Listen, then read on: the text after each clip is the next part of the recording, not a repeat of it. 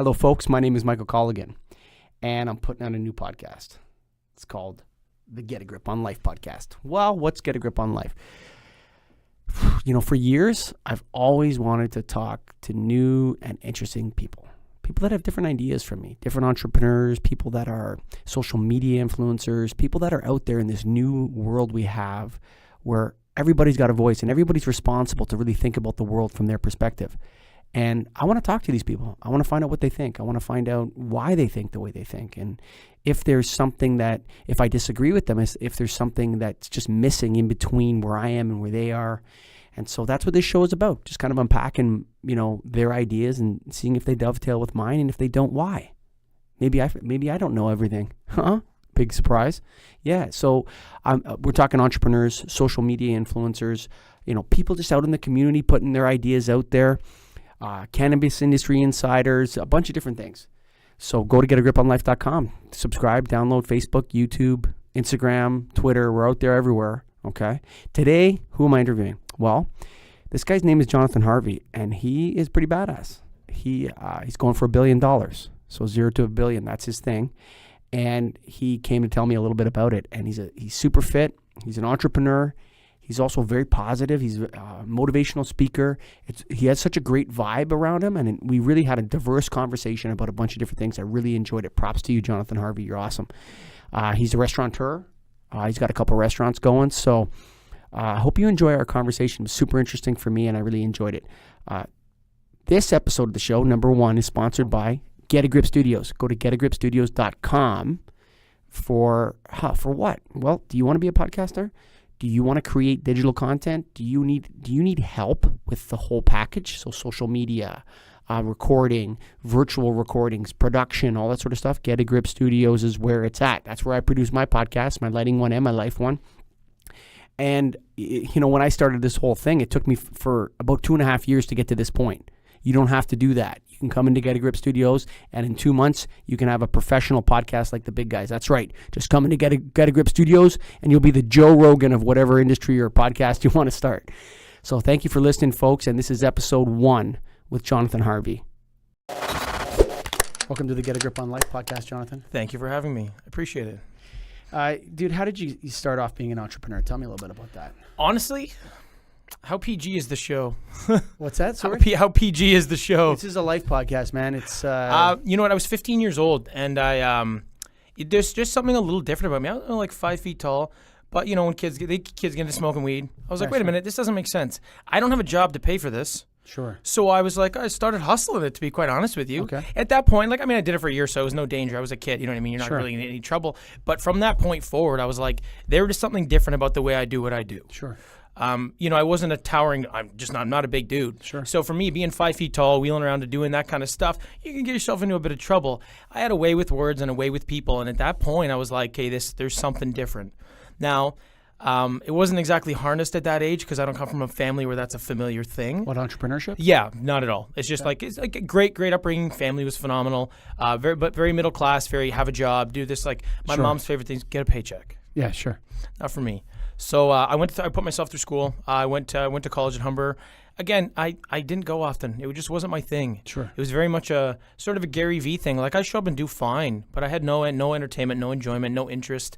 And about 20 years old, I started doing more entrepreneurial stuff. I started taking bigger risks.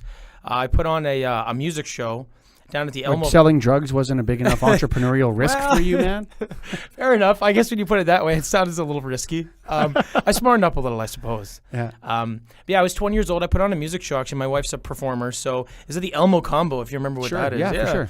So had a big list. I had all these guys like radio personalities put all this stuff together and did it in like December. It was for a charity right by Christmas. It was like minus 20 degrees and like no one showed up. So I ate absolute shit. I mean, I lost like $5,000. Sure. It was pretty sweet. But even then, like... Okay. So you lose $5,000. What happens next? Well, you know what? That was actually really tough for a few months. That hit me hard because I didn't know how to bounce back, but I knew the lesson was there. Well, you didn't have $5,000 to learn, but you took the chance. Yeah, exactly. Sure. That was it. Oh yeah. I remember like going to Meg's parents and like scraping like, hey, you got $50 on you? Like, this is how tight I am. I got to pay that guy. I'm like, oh shit. Yeah. It took a few months to bounce back from, but at that point, pretty much anything I did, I had a job. I would always work to make money. I could survive. But there was always my side hustle. There was always either the music business, the t-shirt business, the something, whatever it was. And I didn't exactly have a particular direction at the time. Like, I just knew I enjoyed what I was doing. I enjoyed the chase. And I instead of really getting anywhere through my 20s, I really just learned more than anything. And it probably took me 5 or 6 years to realize, okay, this is my lifestyle. This is what I'm going to do. And here are the lessons I have so far. So I would say probably the biggest thing. I knew at a young age, I just didn't know where I would land with it. You know what's funny? It's interesting that I know a lot of guys that are entrepreneurs, but a lot of them come from entrepreneurial families. Right. So they know the accountant, they know the lawyer, they know they know how to set up a corporation, they know how to get a loan at a bank, they know all these different things. So it's basically like, okay, just take your idea and run with it. Right. Instead, for you got to learn all these lessons on your own. Is that how it started? Okay. That was exactly it. Yeah, it was one of the things I think of it as an advantage more than anything is adversity. Like, because I didn't come from these things, you know, I feel like you learn more from a lesson when you have the problem. You know, if this is an issue for you, you got to fight for it harder. You got to make the mistakes so you learn more about it. I mean, the number of things I've learned about corporate structure in the last decade are crazy. I disagree with you. Okay, I'll tell you why. Shoot. Because the richest guys I know, their mistakes were a lot bigger than mine because they got busy a lot faster. So instead of worrying about corporate environment, setting up corporate structures and stuff like that, they're worrying about how to borrow $10 million. Right. Well, fair. You know what I mean? Like, they just had they went through this process of learning like we did, except that they got this huge leg up and they were up there. Like, if your uncle's I'm not saying you're wrong. I'm just saying there's a different view to it. Sure. If your uncle's an investment banker at Goldman Sachs. Yep. You know, it's like the other problems got to go away and go get some better, bigger problems for us to solve. You know what I mean? I agree. So you had to get through that grind a little bit. Where are you now? Well, just sorry for your last point. I feel like it's sort of a linear process for some people. And if you and I had to fight through the learning the corporate stage and starting a small business and doing those failures, I agree that obviously they got a big leg up. So they may get there first, but at the same time, it's a long game. And, you know, being like I'm in my mid-30s, geez, it's catching up to me. Isn't it? Yeah. I don't feel like I'm at any disadvantage at this point from those people. I realize they have more, but I feel like the experience that I have and the things that I've done give me the advantage. Like, I'll keep doing this till the day I die. Yeah. And I don't think I have a show, 0 to $1 billion. My goal is to make $1 billion. I don't know if a guy that has an uncle at Goldman Sachs is going to make that kind of money. Sure. I think it's you're dealt the cards you're dealt. Are you how saying, you play you're them. saying toughness matters in a way? I think one of the things for me is no matter what problem I'm faced with, I can solve it. And that's not an arrogant thing as much as I've let myself down in that arena so many times over the years that the thing I learned is that you're in complete control of your own life and that you find a way to figure it out because there's no one above you. So whatever it is and wherever I'm going, I'm going to get there. And I think you know what? I think maybe the next few years I'll be doing something that the guy with the Goldman Sachs uncle may not have to. Yeah, sure. I'll level up the playing field and hopefully I pick up enough along the way and have the skill set that I can catch up. So how did your entrepreneurial venture really start then? After you got through the college and you were the $5,000 you lost, and you're like shit. Well, then what was your first success, or how did you come out of it from there? You know what it was? Restaurants. Still doing it now. Yeah. So I was down in the Cayman Islands, and my wife and I were there for a few years, well, off and on for 3. And we were bartending there. We always worked in the restaurant business. It's actually where we met. What we found was to live the dream. The restaurant business was a great place to create the extra time. So we stayed in that business, and then eventually it just became what I knew more about than anything. So we had one restaurant down there, actually turned it over very quickly, and then got into a few more down there. And then that was just, when I was down there, I really got a feel for where I was going to land and what the first chapter of me being somewhat of a successful entrepreneur, if you want to call it that, would be. So when I got back to Canada, I opened a restaurant in Mississauga called El Jefe. I had that for about a year, and I pulled a shotgun clause, ended up selling that business, and now I've got 2 Nomads restobars, one in Toronto, one in Mississauga, and now we're looking to do a few more things on the go right now. Okay. What about the construction business? So my father owned a construction business kind of his whole life, but it wasn't like it was kind of like he had a business to have a job, if you know what I mean, versus like scaling as a big entrepreneur. So he had a business to have a job. It was just 1 or 2 other people. But from a young age, 15, 16, I was in the middle of building everything and anything. Okay. So the only thing, and actually after the last place, I'm actually somewhat okay with electrical and plumbing too. But I found it to be obviously a valuable skill set. When you're doing restaurants, if you can do your own build, you save a ton of money. Sure. And you can change things on the fly. But as I kind of started doing more and more restaurants, I realized if you can hire yourself to do the work, you're saving yourself hundreds of thousands of dollars every unit you put up. Yeah. So for me, to be quite honest, my next step is going to be doing a lot more development. Restaurants I enjoy, but they're a headache, and there's 1,000 moving parts. I hate the restaurant business. It's so challenging, but there's a lot. I think it's I think if you can run a successful restaurant, you can run anything, dude. I couldn't agree more. You got here's the things. Let me just point out a couple, okay? And you can say yes, or no, or I'm wrong. Okay, first of all, you got you need to have employees that don't get, some bartenders make good money, but you need to have employees that are low education, okay? Working at antisocial hours, okay?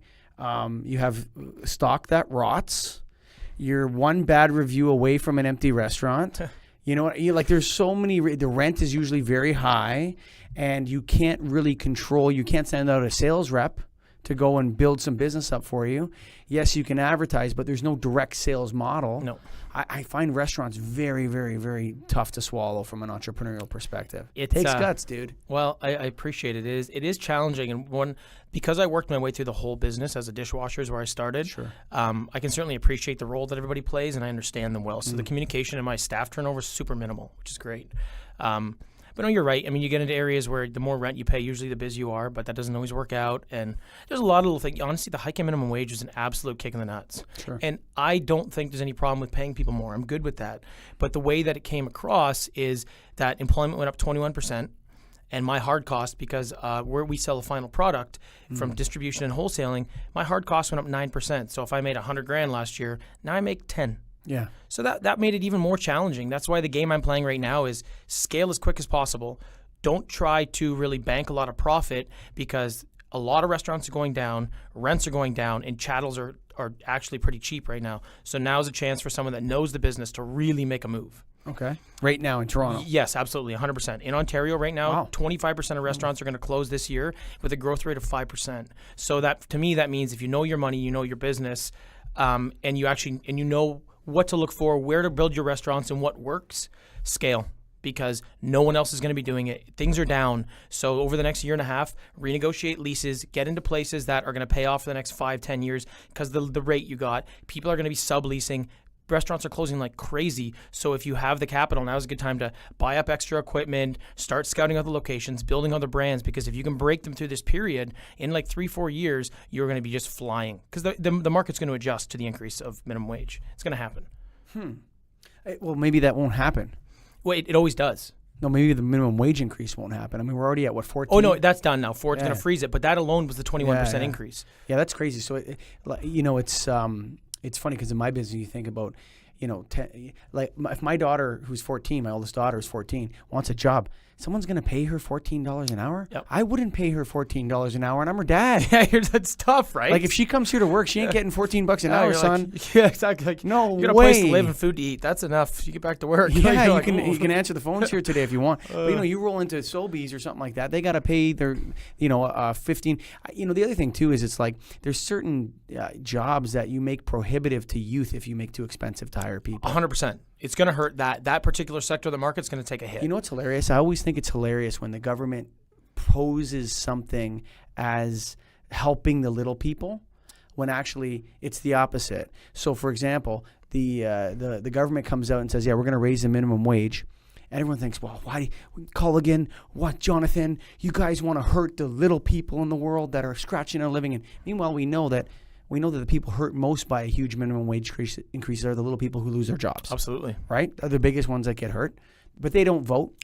But then what a lot of people don't know is that a lot of union contracts, specifically public sector union contracts, are indexed to minimum wage.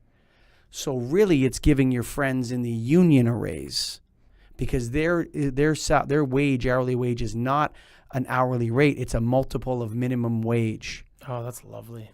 Right? So now we know how the former government of our province actually thought. Yeah. They sit back and they say, you know what, those idiots in Ontario, they're going to think that this is us helping the little people. But really, we don't care about the little people. We only care about that organized vote where we're going to give them a raise and no one's going to talk about it. How gross is that? Yes. I have a buddy actually who works in politics, and he worked with Kathleen Wynne. He worked like very closely in there, and great kid. Love the guy to death. Very intelligent. And his job was kind of like calculating when you walk into a room, who's there, who to talk to, what to say, what's going on, what's happening in their family life. Just kind of play the room. And it was very interesting. He kind of knew from a while back. He's like, we're done. He's like, you can't, like, this was 15 years, they were in power. He goes, we're done. He's like, this is not going to work. Like, as a woman, he's like, she's fantastic, but the platform's pooched. He knew, he was like, I'm going to need a job. Like, I'm out. There's no chance. McGinty thought she was going to take the fall originally. McGinty was shocked she even won the first time around. I was surprised too, actually. Yeah, I mean, shocked. Everyone, she was shocked that she won. Yeah. Right? But the thing was that the reality is that, what's so gross about McGinty? What's so gross? And I'm a center right, okay, but I'm not far. Yeah, right. I'm actually the exact same position as you, 100%. I think like business owners, I feel like we fit the same profile. Yeah, absolutely. I'm center right. I like fiscal responsibility. So you take someone like Kathleen Wynne, and I was talking to my buddy about this the other day, and we're just driving along and chatting, and I said to him, you know what? I would actually think higher of Dalton McGuinty if he had have actually stole the money from the gas plant scandal. Like if he actually had have padded his pockets and was corrupt and made himself rich, I'd actually have more respect for him, because the only reason he did it was to stay in power. Like, think about how gross that is. Like, Ontario needs Dalton McGuinty so bad that he has to rip the people off to the tune of $500 million just so he can stay in charge. Yeah. Like, that's so ridiculous. I find the affliction for power to be such a scary thing. It really is. And I think you see it more like the male ego and the issue of pride and power. To me, it's dangerous. It's a tyrannical king. It very much is. Like I'm a couple years ago, I got to play at Redtail, a golf course. I was working with Labatt's. I got to play like they were one of my suppliers. So they needed someone to go to a golf tournament. It was for one of the hospitals. Great thing. I loved it. It was an amazing time. Sure. But these guys there, Redtail, I watch the names though. We don't need to say anybody's name though. No, absolutely not. Yeah, no, okay. Unbeknownst to me, was a very, very prestigious golf course. And like it was the most, I never even heard of it. I grew up playing golf. I'd never heard of it. Sure. And there's all these guys running around like they were children in a candy store. And in their 50s, 60s, but they've never been there because you're not allowed there. And at that point, I started looking like the value of what power does in people's lives. That was that day that I was like, holy shit. Like there's going to be a point where you don't care about money and it's all about power and influence to get to places like this. Well, what's the best synonym for power? Access. Yeah, that was it. That was They're exactly getting it. access. Yes. They're gaining access to powerful people. I was the youngest person by a landslide there, and I was looking around going, what these guys have done, and they're some great people, but to get to these, to have that access. And I thought, when that flip happens, when money's no longer here and it's down here, what ends up here? And I was like, you see a lot of guys when they maintain that young male ego, power, access, and that's what matters more. I don't know if it's. I think it gets worse when you get older. Think so? Yes. So I'm 40. You sort of start off with nothing and you start sticking your head above the clouds. Right. And then with me, when I started my lighting podcast, all of a sudden I was given access to the powerful people in the lighting business. And then you start to see that I'm not a puppet anymore. I'm watching the puppeteers in a sense, right? Yeah, like how the business actually works, right? And the problem is that there's really good people at the top there. Yes. Our society actually works, okay, for a reason, is that most of our people in our society are actually really good. And in fact, some of the people that I know that have the highest integrity are entrepreneurs, okay, people that own and run successful businesses, okay? Because I don't actually think you can get a huge business by ripping people off. Doing it the wrong way. Yes. I couldn't agree more. I don't think you can do that. Not anymore. Integrity matters, dude. 100%. And so, but that being said, you look at some of the what people will do to gain access to those people, and you start to see how people will sabotage or spy on you. We had a guy literally on my show that we were interviewing, and then he didn't log off when he was supposed to, but he turned off his camera and his microphone and listened to us after. Like, how creepy is that, dude? Like, this is the kind of stuff that goes on, though, dude. I know. I can't. I don't understand how people, like, for me, when you have, like, how do you have evil inside you? I don't know. How do you do that? How could, like, it's like you're just not self-aware enough. I have a dark side, okay, but I push it away. Like, I think you do too. I think everybody has a little bit of, like, hey, sometimes you want to do the wrong thing. Sure. But if you have a strong moral compass, it's never an option. You know what it is? It's envy, man. Envy is a cruel emotion, man. I say jealousy. I say 90% of people that are like that are jealous, and the other 10% are dicks. Do you know what the difference between jealousy and envy is? I think you're talking about envy. So envy is a perverted covetousness for what other people have. Jealousy is wanting to keep what is already yours. Fair. Very good point then. I agree with you. Envy. Yes. Right? It's envy. Yep. Right? So like, for example, jealousy can actually be healthy. So for example, if I go into that room and start talking to your wife and get a little too close to your comfort, you might say, what the hell, son, back that. Yeah. Fair. Very That's very good point. Yeah, that's very jealousy. good point. Yeah. Jealousy can be very healthy. Sometimes it can get out of control, but envy is 100%. never good, dude. It's always bad. In fact, another way to think about it is a synonym for envy is admiration. So admiration is like the good envy. Right. And then admiration can turn really rotten and become a hatred of self in a way. I always wonder why people have that inside them. I think like everybody's dealt a different hand of cards, you know, and whatever cards you have, you can't change them. No, you can't. It's all how you play what you have. And I always wonder why, like, how do people not, or at what point, like, do you not realize like the self-awareness that you have to know who you are, what you love, what you're good at, and what cards you have, how you're going to play things out. It's all how you play them. So the idea of being envious of someone for me is just so ridiculous because there's nothing you can do to change who you are in a sense. And it's all about what you do with what you have. So to look at someone else and be like, oh, I want that. Well, go work your ass off for it. Sure. Don't sit there and listen to them, you know, when the show's over and But be envy speaks to you like this. Jonathan, he doesn't deserve that. You deserve that. You've worked harder than him. He's just that short punk, Jonathan, 5 feet tall, thinks he's hot crap. He's an asshole. You know what? Screw him. That's how envy speaks to you like that, dude. That's the problem with it is. And you're a successful entrepreneur. I'm a successful entrepreneur. I don't get envy. Not at all. That's why it's so foreign to me from a dude. young age. Yes. I was like, I'm good with this, and I'm going to keep working at it. When I see people doing well, I am the first person to give them a cheer. Congrats. If anything, I'll ask them, like, hey, how did you do that? I totally agree. That's phenomenal. Dude. Totally agree, Yeah, man. There's nothing better than sitting down on a podcast with a super successful guy and getting the chance to really unpack him and get him to tell you his secrets and how did you do it, man? Absolutely. You know, it's so much fun to do that, man. I've couldn't agree had more. the honor of doing that a couple times, and it's good fun. I love that. That's good to hear. Yeah. So, So I see you. You strike me more as like you're gonna take the motivational speaker path, dude, or like what's that guy's name? The big tall dude. He's the Tony Robbins? Tony Robbins. Yeah, a little bit. You're gonna be like the short Tony Robbins, man. That's what I see. You're physically fit. You're good looking. You're successful. You have a lot of boxes checked here, man. And it's like, and you're a great speaker. You're obviously engaged and you're excited. I see a future. I see a big chance at that. Is that what you're after? You know what? And you got the vlog going. Yeah. So for me, what I'm doing, what my plan is, I truly believe that everybody in every business is going to be brand first, and then whatever it is you do. Because of social media, I think it's becoming bigger and bigger, and I think I love what you're doing with this place, with the Get a Grip and all the podcasts, because more and more and more people are catching on that this isn't going away. This is what life is going to be. Sure. And for me, rather than just being motivational, what I'm trying to do now is show people what I do, how my life works, what I do to try to be successful day to day. Sometimes the videos are a little boring. Sometimes they're super impactful. But I try to include these things just in, like you said, daily social media vlogs, stuff like that. My long play is for the next 5 to 7 years, really win as an entrepreneur, hustle my ass off. 10%, one straight line, will be what I do in social media, the motivational stuff, anything like that, any of the entrepreneurial advice. And the more and more that I can win, the more power my words will have and the more people will listen. So at the end of that, next 7-8 years in the restaurant business or development or whatever it is, I'm going to shift over towards doing this more. I think that's a powerful approach, and I'll tell you why. So I've been in the lighting business for 18 years, okay? And I have the world's most successful lighting podcast. Okay, there you go. Nice. Which I started a year and a half ago. That's back, amazing. Right? That's great. That's great. Number 32 overall in Podomatic, whatever that means, but it's great. No, I mean, hey, that's really impressive. It's just for a light bulb podcast, right? Yeah. But you know what? I used to sit in the crowds at these lighting conferences, and I'd see these people sit at the front of the room and talk, and I go, what a dipshit. And I turn to my co-host, who was just my friend at the time, and I think, did this guy ever sell a light bulb ever to anyone in his life?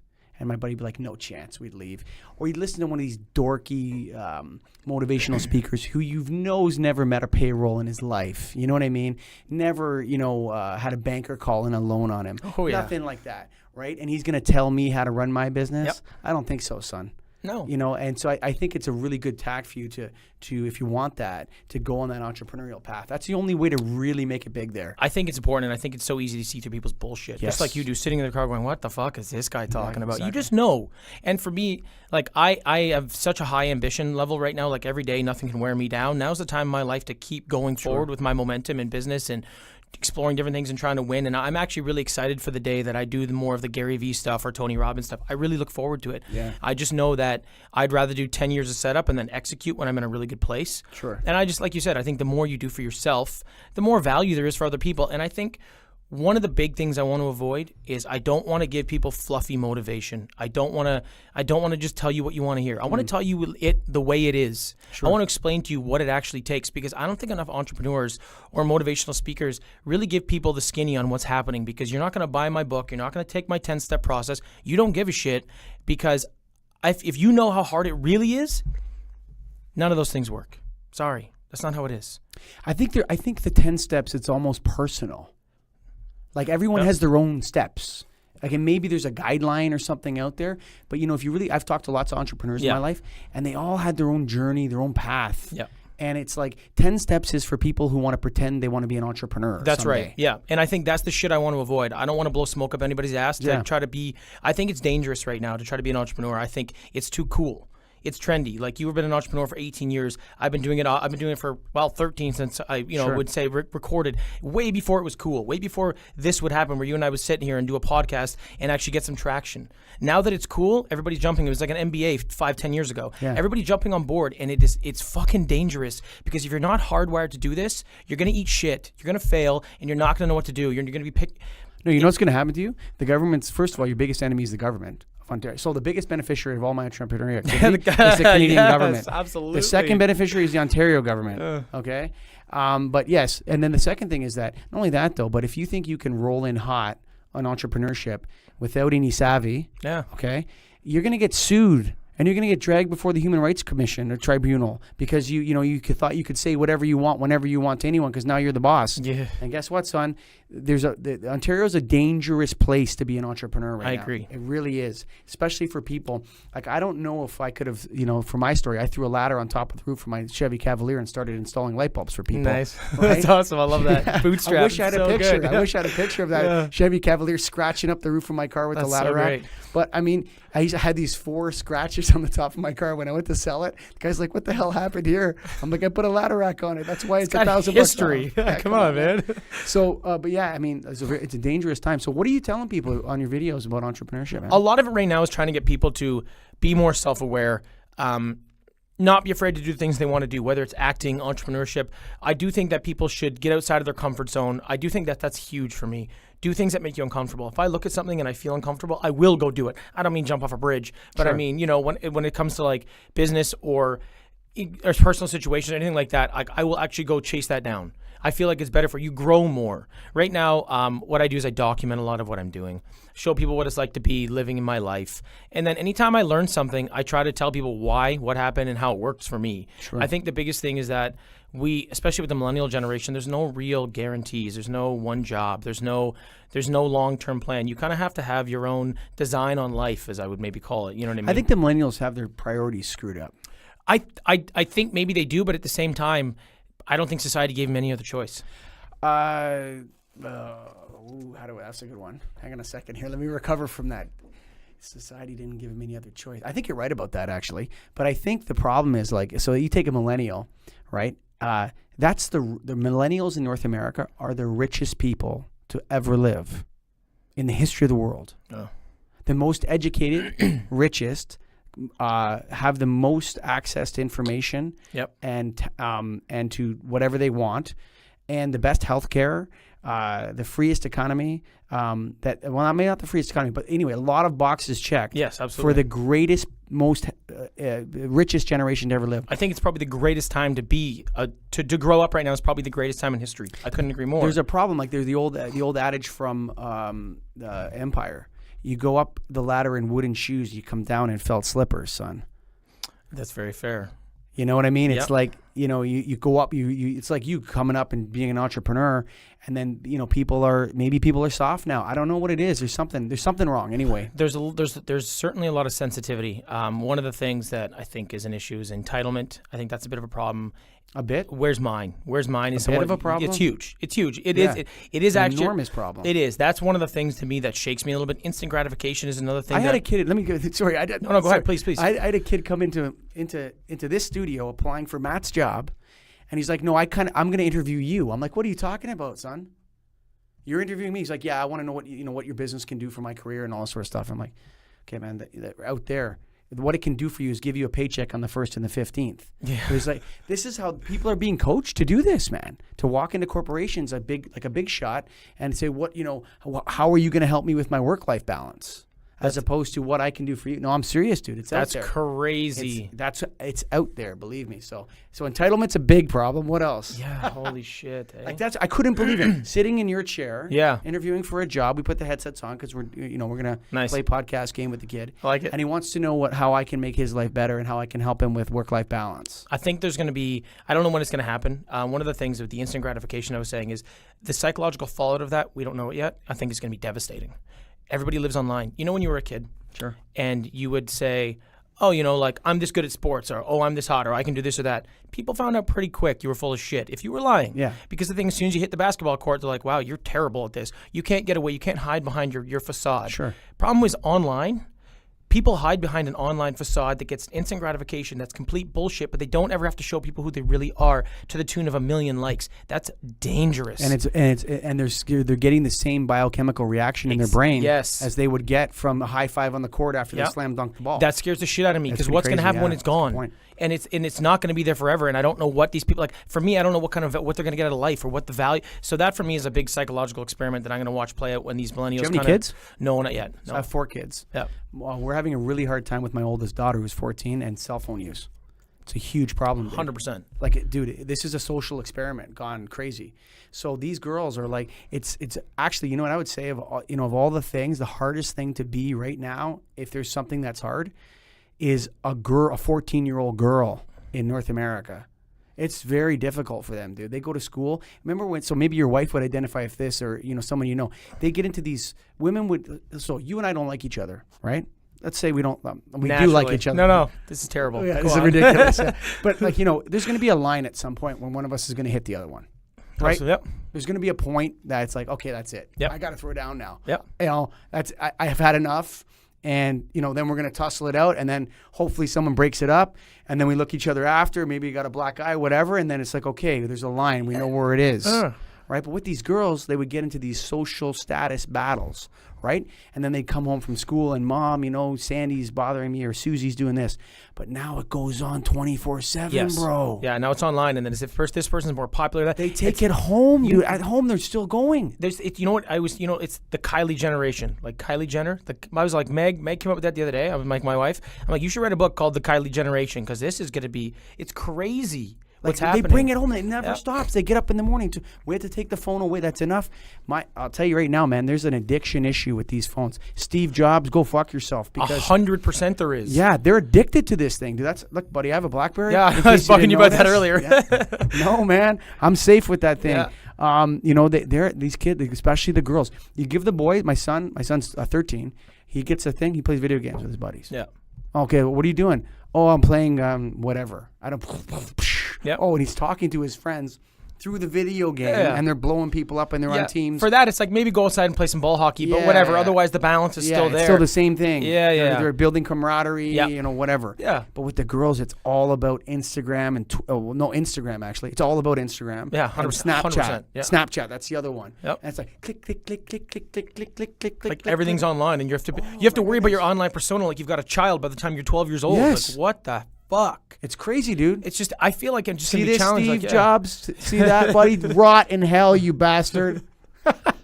No, I love Steve Jobs. Don't You get know me the what? wrong I way. think the challenge is when you do something like he did, you don't realize what the macro fallout's going to be for like just human psychology. I find it to be so fascinating. Like, what's going to happen? The unintended consequences. Yeah. And this is like there's so many benefits, but this is a disaster in a sense. It's a disaster, dude. But I guess we'll see how it plays out. You know what it is? The number one emotion created by Facebook. So they know how to see emotions on your brain with MRI machines. Yeah. They know how to see them now. Number one emotion is, guess what? We just talked about it earlier, son. Envy is the number one. And that's the most toxic emotion, man. Yeah. Ugh. Like people are sitting there looking at perfectly polished pictures of the family. Oh, hubby bought me a hubby bought me a new ring. #blessed. All this kind of stuff. Meanwhile, so her and her husband are sleeping in separate rooms every night. Off all the. Oh yeah, that's the thing. Is the online life is not real. You know what? One thing I try to do specifically. I remember when Instagram came out, and I was using it, and like you're using this filter and that. You're whatever. And then pretty quickly I was like, filter free. Fuck it. Like I don't overly edit. You have to be authentic. I am. But you have to. I think it's so important. I think it's so important. And for me, it's also like I think people get so caught up in perfection. It's just not a thing. And it's the same thing with entrepreneurship. Is so many people get too like the fear sets in of what's going to happen. Who's going to think this of me? Someone's going to make fun of me for that. It's not going to be perfect. It's never perfect. Perfect is subjective. It's never going to be that way. I mean, if you get 10 out of 10, that's perfect on a math. You know what I mean? But I mean, I totally get what you're saying. I totally understand. Yeah. I'm just trying to think if perfect's the right word. I mean, it's never going to be perfect. Totally. But I mean, what is it about like people want to, it's like they want to express their negativity by showing other people their fake perfection in a way. That's exactly it. And I don't understand. It's like I said, it's like you have this, it's like a Dr. Jekyll and Mr. Hyde thing. Like you have two sides to you now. And I think what's nice, like you seem like a very confident, happy, comfortable man. 100%. I can appreciate it because I'm very much the same way. Yeah. And it's almost like you can read the energy on people. We vibed right away when it came in. I feel like your life online is the same as your life offline. And I'm the same way. Like it's exactly what it is. But I feel like online just makes things worse for people that are the other way. When you still live with an ego and you put on a social mask and this facade for people to see, that's the life you try to put online. Well, the rest of it is shit. And it's for me, it's becoming easy to see through because you know so many people that are like, I know what you're like. That's kind of, it's dangerous. I don't know, like for me, how do you deal with your own personal problems when you're faking it to everybody? Because then you got to keep building your facade of bullshit. And then not only that though, but another thing that kind of bothers me, not kind of, totally drives me nuts, is the virtue signaling online. You know, like people liking things, like certain topics, and then people are nice and safe when they're sitting behind their computer 100 miles away from me. You know what I mean? Oh yeah.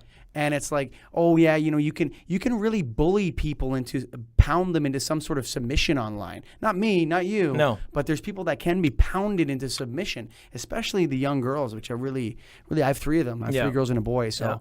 I'm pretty worried about this, as you can tell, Jonathan. What do we do, man? Well, I think you're in a good position in the sense that everybody's writing their own book in life and whatever it is, but having the guidance of someone like you, for the girls, once they become a little more self-aware and they get through that hump, when you're young, you don't understand your emotions very well. They just happen. You don't understand how much control you have. But as you get older, you start figuring it out. So the only thing you can really do, in my opinion, without having kids, so humbly said, is keep being the person you are, keep being the same guiding light you're being, because eventually they're going to go, oh shit, this isn't actually this important. It's not the end of the world. High school's not the most important thing in the world. And when you keep doing that, all the things that you said are going to start to click. And that's going to make such a huge difference. How many people from high school that you know that like were super popular in high school, and not to have any schadenfreude or say like, hey, but there's certain people that were super popular, super good at doing whatever and this sort of stuff. Yep. And then as you get further in life and you become an entrepreneur, you get a job or whatever, that status changes dramatically. Right? So people move down the ladder and other people move up the ladder. Yep. And that dorky nerd that people were picking on in high school ends up,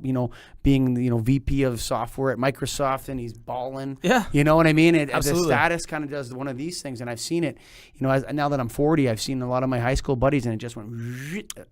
I couldn't agree more. So the kids, they think high school is everything. It's really actually not that important. It's tough. I guess it's the biggest deal to you in your life that you've worked up to get to this spot where now you're in high school, and it's such a big important thing. And I remember even my wife's sister, I would have a chat with her when she was in high school, because some days were good, some days were bad. And I'm like, this is not that important to you. And she's thriving. She's an amazing person. Good. But she's in her mid-20s now. It's like, oh yeah, that was whatever. But you see it. You can see that how much it means to them. But as you get older, you realize this is a long game, and that shit just doesn't make a difference.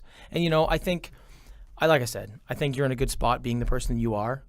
You have the same type of behavior that I'm excited to have my kids and treat them the same way. So I know no matter what they're going through, you're going to be able to walk them through it, even though it seems dicey. I'm going to give you some advice on when you're a dad. So I appreciate what you said, and I'm actually doing what you're saying. Mm-hmm. It's like I believe in stronger fathers, stronger daughters, right? But the other thing you have to remember is they're their own person too. Of course. right? They're their own person. They get to make their own choices. Yes. And the older they get, the less and less control or less control is the wrong word. Yeah. The less and less influence you have over them. Right. And the more influence comes from the teachers, the friends, the schools, the environments they're in, right? Yeah. No, that's a very good point. I just think the nature versus nurture thing is huge. I think there's nature and nurture. It's not versus. Yeah. It's both. I think I think for me, when I grew up in a family that was a little less the way I've become now, and Megan's family was actually a little more open-minded and a little more hippie-driven, like a little more like, oh, you know, like be yourself, do your thing, and that actually changed me dramatically when I was in my early 20s. And Meeting Meghan. Yeah, 100%. Okay, yeah. Her and her family actually took the ambition and the grittiness that I had as a kid and kind of softened it up, made me more like confident and happy and self-aware. And it was that's just why I give environment a lot. I give it a lot of power. You know, because I think if I hadn't met her and hadn't met with her family and didn't know them, I think I would be a very different person today. So even though, yes, there's a ton of external environmental forces that are going to take place, but I just think like a good, strong foundation will go a very long way. Yeah, agreed. So let's ask. So you, Meghan, who has just got a big shot out there. Good for you, Meghan. It all goes back to you. So you guys met. Are you guys partners in these businesses? Yes, in a sense. Meghan and I have actually met in the restaurant business, working at Pickle Barrel when I was 20, and that was which Pickle Barrel? The one at Yorkdale. Yorkdale Mall. Okay. Yeah, and then I've been to that Pickle Barrel. Then we went and opened the Sherway one together. Yeah, we've been together ever since. We've honestly never had a day where we've never considered breaking up. It's just when you know it's right, it's right. And we were young too, but it was right. When did you get married? Just a few years ago. Okay. But we've been together for 13. Okay. She's always been she is probably the biggest asset that I have, and I'm not trying to like pump her tires in anything. Like she's great with restaurants, she's great with this media stuff, like phenomenal. Anything she gets her hands on, she does music, she does producing, all this other stuff. So anything creative, she's got an affinity for it. Like and she loves you on top of it all, which helps. Man. So she does so much for me out of the kindness of her heart. So I honestly, having a partner in crime, like obviously I know that's a good way to put it. They say, behind every strong man, there's a strong woman, and everybody says stuff like that, whatever. Honestly, we are very, very equal partners. We do so much for one another, but she's, with 100% certainty, the biggest, like, I hate to say asset, but like asset that I have in getting me where I am, 100%. Like, no matter how many times I've failed, no matter, like, I've had to sell 2 vehicles just to pay bills. Like, one of my cars had to sell, then I'd do it again a couple years later. Never shakes her, doesn't give a shit. She's just always there to ride and help me out to get through it. So it's been, for me, probably, again, one of the biggest reasons. Yeah, pull a stunt like that when you have kids to feed, buddy, and then we'll talk. Trust me, no chance. You know what's funny? Because I haven't had kids by mistake, I'm going to wait a couple more years because I know that in a couple years I'll be on the right trajectory while I'll have the time to raise my kids, and I won't have to take like all in risks. You know what I mean? Sure. So a couple years. So I was 25 when I was a dad, and I was broke. Oh, geez. Yeah, boy. man. I'm like, oh, I could just feel I was broke, man. And I was like driving that Chevy Cavalier with the ladder on the roof. I was married, I had my kid. And so so I remember my wife looking at me and being like, you got to make more money, buddy. Like, not saying it to me, but it's like, it's time for you to go Hustle. and work, man. Yeah. So I would work. I would get up at 5, 6 in the morning. I'd go work, sell light bulbs all day, and then at night I would go supervise the installation of different jobs. And I'd come home, go home for dinner. My wife said, "You always have to come home at 6 o'clock for dinner." So I'd come home at 6 o'clock for dinner, and then I'd have dinner, and my daughter would cry the whole time. I remember when she was first born, my oldest one, she would cry after about 3 weeks, from 6 o'clock at night to 8:30 at night. She had this, I don't know what they call it. What's that shit called? Oh, man. Colic, they call it. You'll find out about that. Okay. Whatever. When they're little babies, sometimes they pick this time to just cry, and it happened to me when I would come home, and my wife would be like, "She's all yours," and I was excited. And then I would go back out and supervise the jobs. But you know what, man? It's one of those grinds, dude. You know how you sharpen a knife? You grind it against a stone, man. Yep. So very good analogy. I been through. My wife and I've been through a ton of stuff too. So, and she's my best friend and my business partner. And I don't know if she's the woman behind me, but she's certainly the woman beside me. I'll say that. Yeah. I feel the same way. It's like I think very much the same way. It's just. Can you read people online? Like if you're talking to them? Usually. For me, language is a big thing. The sound of the voice? It's not even that. A lot of times, if people are typing the way they write anything, it's like not like speed. I just mean what they write. How people communicate tells you a lot about what they're like. So I'm a little bit older than you, so I'm not a great social. I don't have any social media, but Matt, we're changing that with this show. Matt Good. Yeah, has talked me into it, but he says you have to do it, man. You can't do this without that. Fine. But so we have this like when you're looking at someone's Instagram page, can you go like this? I smell a rat here. 100%. Super obvious. Really? Eh? Yeah. Well, I think it's like, how do you decide how someone behaves is because you can categorize all the different situations you've been in, and you have like a your own general stereotype. So when you see someone, you're like, you fit into this category, this category, this category. Because I've seen these things 100 times, so I know what you're like very, very quickly because you just pull out your sort of cabinet of information. Sure. Same thing online. When you look at something 1,000 times or a million different profiles, you can start seeing like, hey, here's how I know you're full of shit. You pick it apart. You pick the little things apart and you start understanding them. Have you ever been wrong?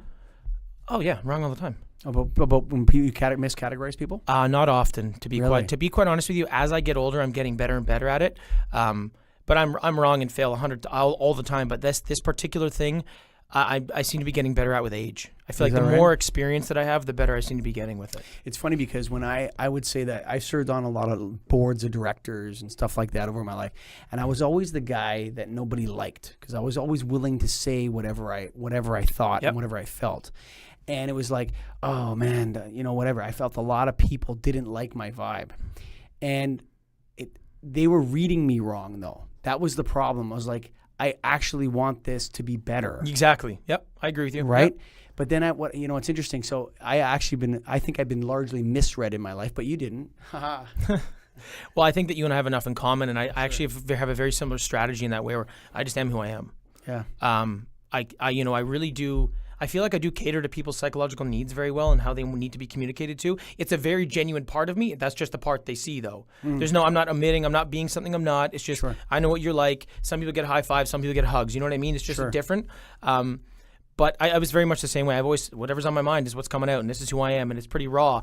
But I also have a very strong need for things to be better and improve, and I actually like being wrong. It's hard to be the guy who likes to win but likes losing as much as he likes winning because he learns more. And when you're wrong and when you fail and when you do these things, but you want things to be your way, you become sort of outspoken, and this is what it's like. So you wanting things to be the way they are, you're an interesting person for me to speak to. Because you used to have your own opinion, you stand up for yourself. You're not just like, yeah, okay, Jonathan, okay. You're like, no, I feel this way. Yeah, this ain't an echo chamber, man. No, which is fantastic. Sure. I like that, but I can see what you mean. If you don't have that, if you don't give that person let's just to pull it all back together. If that person doesn't get a hug or a high five from you first, then you come across that way of this is how things are. This is why I feel like we could be better. Maybe they don't have the same. They won't feel the same way about your approach. You know what's funny is that I find people like me a lot more when they sit in my studio and talk to me. Oh, good. No, but not you specifically, but like all the people that, in the past that, would maybe have blown me off or whatever. Now it's a different vibe. Now we're going to have a conversation and I'm going to question you and I'm going to use those skills that it's funny. There's a passage from the Bible that says, do not cast your pearls before swine, for they shall devour them and then trample you. So it's like almost when I was in those positions, I should have been aware that I wasn't in the right position to be saying those beautiful things. Right, exactly. Your landscape may not have been, yes, that's a very good point. And I think that's where the strategy for me has come in handy. I've had so many different sets of partners and staff and all these other things that I've learned. Even though when there's an issue, I like to go at it right away. Often I'll be like, be more strategic, slow down, wait for a moment, let your emotion go, or this is not the landscape because it's not your house, this is not your place. You got to set the tone and then deliver your message, and then it's a lot more powerful. The other thing too is like I found as an entrepreneur, you may have seen this on your journey as well. I would roll in hot and fix every problem and da da da da da. And one of the things I've learned is to really step back and say, "Oh, there's a problem. Okay, what are you gonna do about it?" Yeah, a lot of times I tell people now, you don't come to me with the problem anymore. Come to me with a solution. Yeah. Or let me pick from 3 solutions that you've thought up. Exactly. Yep. And here's a problem. Okay, here, turn it around and say, okay, look, what did you think was going to happen here? And then you empower them. That's what I was just going to say. When you give people empowerment, when you give people autonomy, they love it. Yes. They need it. People work so hard for that. Totally. And if you trust them, they love you so much more for it. And if you let them fail appropriately, and then you say, okay, what did we learn from this? Exactly. Man? Yeah, it's interesting, and I have a bad temper sometimes. Like sometimes, especially with technical problems, and Matt will attest to this as a producer. If something goes wrong with the podcast, I get really, really upset. But that used to be like everything with me. Yeah, I used to take when I started my business, I used to take everything personally. Me too. You're hurting me here. You know, oh man, don't you understand? People don't understand. No, they don't. They don't understand. They're just doing if you don't lay out the course for them and say, hey, if something goes wrong, ask me, or if you come up with, if there's a problem, we can work on a solution together, and you let me know what you think, and I really value your opinion. Yep. It's tough to learn that, man. I would say as a human resources manager, I was a 0 out of 10 when I started. Yeah, fair. And I'm probably a 4 or 5 now. I totally get that. I think over the years I learned that I never really gave people enough credit for how smart and how capable they were. Yes. Because I was so used to having to do everything myself. And that was out of necessity. When you don't have a lot and you're bootstrapping every business model you have, you're used to doing everything yourself and you know how you get things done. Then as I got older and I don't know if you're through that 100% yet. Definitely not. I feel like the next 5 to 7 years will be how you emerge from that gritty street dog. I like it. Kind of like, Yeah. I can do everything to like really leaning back and being, becoming a person who empowers others to succeed within your organization. Yeah. Well, for right now, what's happening, how I'm scaling the restaurants is I'm taking that model. Yeah. So you can't scale quickly enough in restaurants if you try to run everything yourself. Sure. So my model is all the guys that I know and girls that I know that are great in this business and wanted an opportunity to own their own place. What I'm doing is every location, I'm bringing 1 or 2 of them on. Whether they've As got a partner? Yes. Whether they've got enough capital or not, I'll work it out of the back end where they get Sweat equity or whatever. Whatever they can pull together if they're the right people for 20% of the business. So their heart and their money and their time is invested because I know how good they are. And as long as they work with me for about 6 months, they can do things the way I do them. Generally, because we have a similar skill set up to a certain point. And then I can move on to the next one. That's the only way I can scale at the pace that I want to scale at. Yep. So for me, that's actually the biggest transition. Funny you say that I'm going through right now is where I'm picking all of the right 10 people that I know to be like, hey, this one's going to be yours. This is going to be yours. This is going to be yours. And really, really letting go of the reins. You know what I would do though? I would make those shares, the share transaction, 9 to 12 months from the date of start. That's what I said 2 years. It's 2 years, something like that. It's a profit sharing They thing get it, for 2 years, then it's an ownership thing. Yeah, they can't have, because if they're owners, it's a hassle if it goes really Oh, bad. absolutely. But that was also why I was like, hey, work with me for 6 months. But also right now I'm lucky enough that I've known most of these people for 8 to 10 years. Sure. So it's a lot of us grew up in the business. We've known each other for a long time. We have good relationships. So we do have a very good understanding. But that being said, like you said, things can go wrong. And you find out what people are like when you're business partners with them, business partners with them. Sure. Or when you move in with them. Those are the 2 times where you're like, oh shit, that's who you are. You know what I wish I could do? Is if someone said to me, I'd like to apply for a job, I'd say, don't worry about the interview. Just, I want to pop in on your house when you're not there someday and see how you live. Yeah. Is your bed made? Is your clothes washed? Is your crap dishes all in the sink? And how do you live? I want to see how you live your own life. If you can keep your house clean and, live because what's the difference if you come here? You know what I mean? You got that scatterbrain. I'm a bit of a messy desk guy. I'll admit it, but I don't need another one. No. For me, I feel like I'm a little bit the same. I'm like an organized chaos. Like I always know where everything is and how it's got to work, but that's not always in its place. No. But I agree with you. The skill, like how you live your life in one area is generally how you live it in others. Sure. Which is, again, like the physical fitness stuff, everything. That's why I hold it dear to my heart. Let's talk about that a little bit, man. Yeah. So you look like I work out a couple days a week. Nice. I'm not looking like you, though, man. What's going on? What do you do? Well, I when I was 15, 16, I still played a ton of sports, but I was only 5'6" at the time. So I had to keep training so I could compete. And then I ended up growing about another inch or so I'm maybe 5'7". But the only thing I could keep going with after I left home when I was 18 was physical fitness. So I trained and it actually kept me out of trouble. Like the most like. So you've been building muscle for 20 years. Yeah, 15 18 years. Yeah, and then I actually when I was 29, I started doing men's physique bodybuilding shows. Okay. So I actually did 10 of them in a year. It was a huge mistake. I'm gonna throw something out here because he's coming on the show soon. Do you know Eddie Franchik?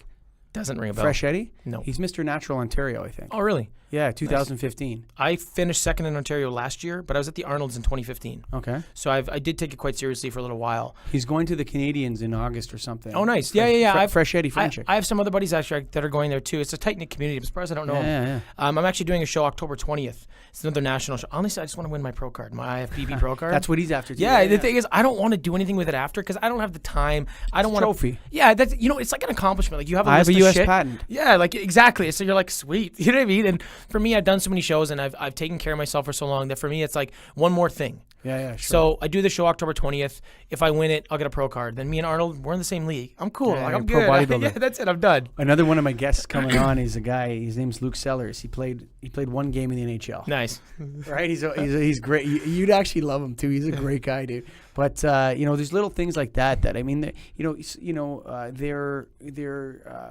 things that as we travel through this life, I don't want to say they're box checks. There's things that like I can say I'm an inventor. Yeah. Why? Yeah. Because I have the hardware, bro. Yeah, it's done. I got this. Like, US, it is, though. U.S. patent number this, Michael Colligan, right? It's legit. I think it is. I've sold thousands of them, too. It's not a joke. Really? That's Yeah, awesome. yeah. For me, I look at life like I don't know how long I've got, and I don't know if this is the only one I get, but it's the only one I know of. So what I'm going to do... That's the best description I've ever heard, man. What I'm going to do is I'm going to fit as much stuff as I possibly can. I'm going to accomplish Sure. as much as possible in the time that I have. And I know that there's different chapters along the way. And I know right now till 40, hard entrepreneurship. From 40 to 50, scale back, probably different entrepreneurship, maybe more development. When I hit 50, I'm either going to write more books or I'm going to be in the senior PGA Tour. I don't know yet. Something? Yeah. Maybe you'll win the men's over 50 squash championships or something. Yeah, like it's like, that. I know that there's going to be different chapters. How about being a dad, dude? That's going to happen in like 2 years. That's going to blow your mind more than any of that other shit. I think that's, you know what? I think that's one of those things that I think when you're holding can't, a boy, a little girl's hand, your mind's going to go. I don't think I can prepare for it. Like, it's one of those things that I'm so systematic and I'm so organized in my mind about how things are. I think that's one of those things that I have an expectation and it's going to be 10 times bigger when it happens. I'm going to be like, oh shit, like you said, because I hear that enough. I got 3 things for you, okay, that you're never going to be ready for. Number 1, you're never going to be ready to be an entrepreneur. Number 2, you're never going to be ready to be married. You're never going to have enough money. Nothing. No. Number 3, you're never going to be ready to be a dad. Those are the never to be ready 3s. Yeah, I got one more to right go. I like it. That's great. That's your lad. So all that other stuff may take aside to just saying, yeah. I want to be, anyway, I talk a lot about being a dad because I have 4 kids. Yeah, but I mean, I look forward to it. I'm actually very excited about being dad. I mean, I love kids. I love just the personal growth that I've gone through. I'm so excited to see it from, my own children. Like you said, I'm fully aware that they're going to do their own thing. I'm going to do my best. Yeah, for sure, but dude. I really we've had dogs growing up, and I know it's not the same, but just you have like just the love and the care, that how much you just watching them grow and watching them change. And your wife and you own them together? Yeah. So what you did was you created an environment where something else could live in. Yeah, build, exactly. And live a good life, a fulfilled life, right? Yes. That's so. I mean, pet ownership is, and people take this negatively. And I just talked with him on the show before you guys about this. Not everybody's meant to be a parent, right? No. But a lot of people want to be able to create an environment where something else can thrive in. Yep. Right, and pets fulfill that for people. Yep. And it doesn't mean, Colligan's gone soft. He's saying that pets are the same as parents. He's going to be a pet parent. Now, I'm not a pet parent. I have a dog, but I'm not a pet parent. I'm not that crazy about my dog. I'm not dressing it up, putting it in a stroller. Yeah, like, I mean, chill. hey, do what you got to do. Do your thing, but I'm not doing. It's not my thing. That's right. But also, by the same token, I recognize that a lot of people find meaning in owning pets, dude. Yes. A lot of people do, and it fulfills like that.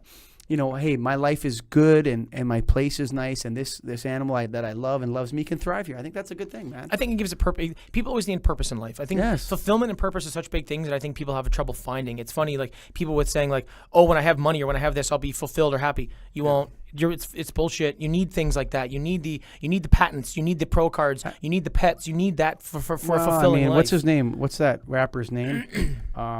He's a Canadian rapper. Jellystone? Money can't buy me happiness. Oh, yeah. But I'm happiest when I can buy what I want. Am I allowed to do that, or am I going to get in trouble with the song council? I don't think he's coming after you. I think he's safe.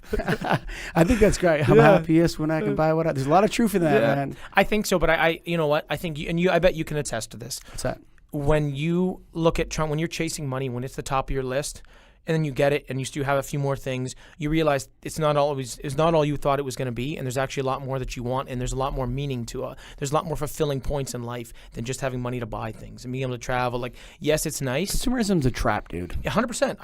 I'm so chill with the shit that I have. Like, I have I'm minimal, like super minimal. Yeah, dude, I'm the same way. It's funny. Like when I was younger, I used to be like, I'm gonna have the big house and all these cars, and I still will, but I don't chase those things anymore. That's not why I do what I do. That message is old. It won't fly anymore. What do you mean? Like that the message, like when I was getting into like business and all, the big message was imagine the house you want to live in and the car you want to drive and this and that and the women in the car. And remember that guy on the TV? The guy's like, these women aren't with me for my clothes. Asian dude. They're with me for my money. Right? This kind of stuff. But like people would kind of, at that point, the message was so unique in a way, but now people, I think, are looking for something more meaningful. Man. I think so too, but I think my internal drive when I was young was without trying to shape it. It was internally the things that I was after. So let me ask you this: Can you actually coach anyone to be like that, or is it just in you?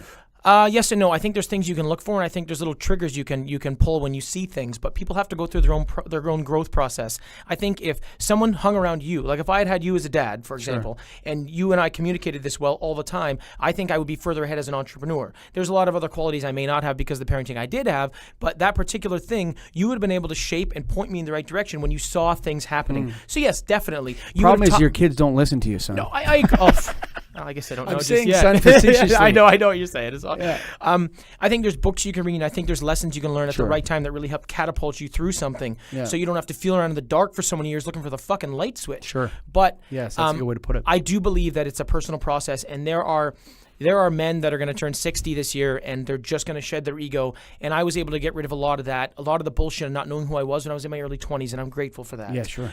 So at the end of the day, you can't, but when you see little things and people do hit those marks, you can help them along the way. Do you have anyone that you talk to outside of Meghan that you really share your deepest fears and respects, or is it just Meghan? Your deepest fears, like the things you're afraid of. To be honest, maybe this sounds stupid, and maybe you can shove a fear down my throat. I genuinely don't live with any fear. I find it to be, and I don't mean to sound like a robot, but I find it somewhat irrational. But I also face them so quickly that when I'm uncomfortable. Let me I'll help you identify with your audience. Okay. Yeah. Okay, you're a nice looking dude, you're successful, you're fit, you have a beautiful wife who loves you, okay? Yeah. A lot of people don't have that. Absolutely. I agree. I'm very grateful for it. 100%. You know, a lot of people don't have that. And it's like, for me sometimes, I'm in a similar position. I've gone through some struggles in the time, like my wife's a cancer survivor. So I had 4 kids, oldest was 6, youngest was 0. My wife never smoked, she got lung cancer. Weirdest thing ever, dude. 32 years old. Oof. And I'm sitting there going, she had her left lung removed, right? Yeah. And I remember like going to the hospitals, and I'm like, the doctor's like, okay, take her in, and I'm like, what's going to happen here? Right, like I gotta have 4 kids. The oldest is 6. The one just 9 months old, 10 months old, and I'm like, what's gonna happen here? Like this was like crazy. It was all a dream, dude. Yeah. Trust me, man. A nightmare, man. But then she beat it, and it's like, but I still have her, and she's with me, right? So I have this like, it's not perfect. I don't live in paradise, but it's really good to have that support around me and my family and my home and my wife that loves me, and we love our kids. We're going through the struggles together. Not everybody has that, man. They haven't found that person. They're lost. I agree. I think that like having like. I would be scared to try to even help them in a way with that kind of thing. There are the fears of losing people. That's a real thing. Yeah. But it's not very often. So I shoved a fear down your throat. Yeah, there you go. Like losing people. Gotcha. But I don't think of those in everyday life. So sure. I don't walk around being No. So I wouldn't confide in someone or have that conversation, because I think everybody has that same, like, you don't want to lose people. But in terms of like how I live my life and the things I do, there's not a lot there that I'm really afraid of. And I don't think I've got a lot to lose yet. Maybe, or I just live like I got nothing to lose, because I don't care if I do, I'll just do it again. Well, I think what's happening is you're on the way up this ladder, and you're going up and you're going up, and it's like you got momentum now. Maybe the ladder's turned into an elevator or something, and you're moving up quicker and quicker, and you're looking back and saying, "Shit, I can help those people." Yep. I'm gonna do this vlog and get people excited about life, like Gary Vee. Listen to, like, after his videos, everyone's jacked up, right? 100%. You want to do that for people, right? Yep. For me, it's like I'd love to do that too, but to me, it's like, I mean, Gary Vee's particularly good at it. Yes. With some of the things he brings in. Your 1/1000th of chances of you existing is like 400 billion or something. Whatever. It's great. Yeah, it's great. But at the end of the day, I think people get more meaning from Jordan Peterson than Gary Vee. Very interesting character, Jordan Peterson. Yeah, super interesting guy. Dude. Totally, man. I think what happened with Gary Vee is he went from the entrepreneur, like the type of person I'm trying to be, to then switching over to a little more motivation, because that's what works for his audience right now. Sure. But I think that people actually don't see the other 90% of his life where he wins as an entrepreneur. He just shows them more of the motivational stuff, because I think he's listening to his audience in that sense. I think he's got a young audience. But that's like also entertainment. Yeah, that's exactly. You're 100% right. Like, yeah, he is he's entertaining. Part performer. Yeah, he is a very entertaining person to listen to. His voice isn't wonderful. He's not the best looking guy. I'm not terrible, but he's just he's just like, he has something about him that's like engaging. a presence. Looks at you Yeah. like this, like, You want to be, come on, you're man. like, all right, I want to listen to you. Come on, man. Jordan Peterson, though, what an interesting character. Yeah, and he's got such good information. He's so well spoken. It's like he's already completed every thought he has before it comes out, and he's thought everything through, and it's so complete. So he's the greatest Canadian alive, and of all time, next to Marshall McLuhan being number one. So the medium is the message guy. Yeah, That's Marshall McLuhan. yeah. So Marshall McLuhan number one, but Jordan Peterson's a 1B now, dude, because he's going to take that place. I think so too. It's so interesting. Like he is, I find. Yeah, I mean, there's a lot of people with a lot of views and a lot of yelling and a lot of nonsense, but he is captivating. He cuts like a knife, bro. That's what I mean. Like when people go out there, a lot of times when you get people that are excited about an idea or they want to fight back or they're enraged about something, he just goes, like you said, right down the middle. Yeah, and it's like, now what do you got? I remember, so I've seen him speak. I went to see a couple of his lectures down at U of T. Yeah. And I was like, because I like Sam Harris. I like these like intellectual dark web that's emerging out there. I like it. I enjoy it. It kind of feeds my brain's, whatever you want to call that intellectual thing. What's happening? I like where that. The thoughts Yeah, at, you know that's what I mean? great. And I'm thinking they're listening, like, nobody's going to be able to argue with this man. No, He just kills everybody. Dude. Yeah, he is so good at debating, and he knows his topic so well. Yes. And his handle on the English language is so phenomenal that I'm like, I look at him like, how did you get to this point? It's amazing. Yeah, it really is. It really is incredible, man. He's really I'm so proud that he's Canadian, dude. Like super proud. Yeah, it's one of our. I used to win the Order of Canada, but you know that they banned him from Durham Theatre. Not surprised. Yeah, just differing like, opinion. The Durham Theatre. They're like, oh, he's got the right to free speech, but he doesn't have the right to an audience. It's like, what are you? You're doing? like a local theater, in It's just noise. It's just noise. Yeah, that's just garbage. Attention-seeking loser. Yeah, that pissed me off. Yeah, dude. It's like you're just an attention. But you know what? They're losing by doing that. 100%. It's a short-term win. It's a bad long-term play. The biggest thing that I like about what he's doing is he's really got the middle ground nailed, and he's getting a lot of arguments, but he's just, I don't know, man. He's just got such a... I actually started watching him on Joe Rogan. That's where I picked him up. Yeah, me too. Love Joe Rogan. He's great, too. No, I didn't get him on Joe Rogan first. I saw the greatest Joe Rogan is his first interview with Jordan Peterson. That's one of the greatest 3 hours of the new YouTube media of all time. That first interview, he did it. The second two were good. The one with Brett Weinstein was good as well. Yeah. But where did I see him first? I think it was YouTube. Yep. I saw one of his YouTube videos, and then I was like, whoa, who's this guy? And then Joe Rogan. Yep. And I was like, whoa. And then I went to see him speak. He's pretty... You couldn't get up to him. It was like, dude, honestly, it was so weird. You come out of the Isabel Bader Theater. I'm like, I wonder if I can shake his hand. That'd be real nice, right? And there's this crowd of people around him, and they're all standing around him, and they're asking him questions, like really deep personal questions. Like, my husband's leaving me, and I'm not sure what to do. Like, just please tell me. And I felt like, I don't know if you're religious at all, read the Bible at all? No, I'm not. There's this one scene in the Bible and where a begging lady is trying to get to Jesus, and she trips and she just grabs the hem of his coat, and this is Jesus turns and he says, "Who touched me? I felt power leave me." Right? And I love this story, whether you believe or not. Just think of the story. Yeah, that's where I'm at. Yeah, 100%. So Jesus, someone touched me. Who was it? I felt power leave me, right? And he turns, and the lady's hiding, and he's like, "It was you, wasn't it?" And she's like, "Sorry, Master. I just wanted to be near you and touch you because I'm this." And he's like, "Your faith has healed you. Go on." And I was remembering that story because I grew up like in a very religious home, so I have all these stories in me. I remember them, and I'm like, these people want to touch Jesus. Yeah. Like that's how they are with him. It's like unbelievable. And if you look at, if he's never gonna come on my show now, but one of the goals of starting this podcast was to be able to interview Jordan Peterson. Right, that's awesome. One of the goals. You'll get there. The other one is to go on the Joe Rogan Experience. Nice. I want to get on there too someday. Those That's are my so two great. goals. Oh, it's awesome. Right. I love that. Money can't buy me happiness, man. Yeah. You know what I mean? That's what I want. Those two things. That's phenomenal. So, but anyway, I was what was I was saying? These people are surrounding him. And I'm looking at it, and have you ever read the book, The 48 Laws of Power? No, I haven't. Oh, dude, that's a good one. Robert Greene's the guy's name. That is I'm not into recommending books to people. No, but I appreciate that. I've read a ton of books in my past, and at times I do. And when someone gives me a great recommendation, I'm about Laws it. of Power, dude. Oh, dude, it's dirty, nasty, like the tricks that people played in history. Oh yeah. Really, really interesting. I love that. I would love to. Hey, dude, but one of the laws of power is start a cult. And then he lays out the steps of starting a cult. Yep. And you look at what Jordan Peterson's doing. He's kind of following some of those steps. Yep. I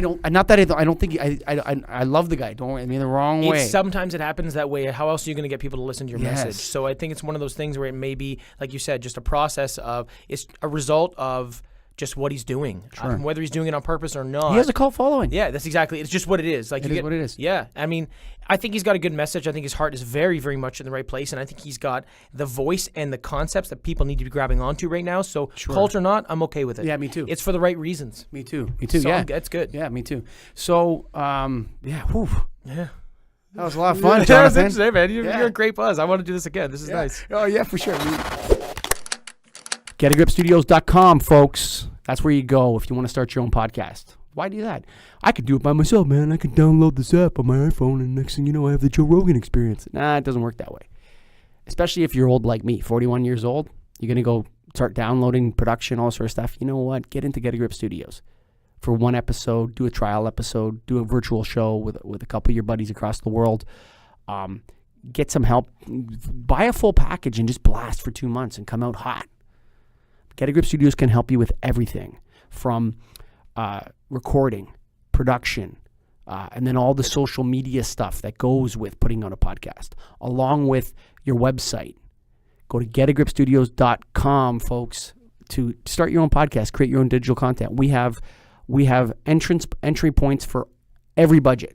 So you can come in and just do one show, or you can sign up for a full-blown gold level package and blast your show out there real quick. There's a multitude of ways to get involved with us. So go to getagripstudios.com. And I'd like to thank Jonathan Harvey. Dude, I really hope you get to that billion, man. Come on, bro. That's such an awesome goal. He put it out there. I love people that are aggressive and that want to get after it and just lay the gauntlet on the table. Not for a friend, not for a business partner, for the world, son. Jonathan Harvey has thrown down the gauntlet for the world, and I wish him all the best. I hope he gets there. He's awesome. He's great on Instagram. He's got a great Twitter. You can go to our website and link up with him.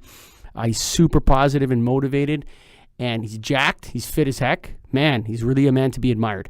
So Jonathan Harvey, thank you very much for coming on my first show here, and look forward to the rest. My name is Michael Colligan. This is the Get a Grip on Life podcast, and I thank you for listening. All the best, folks.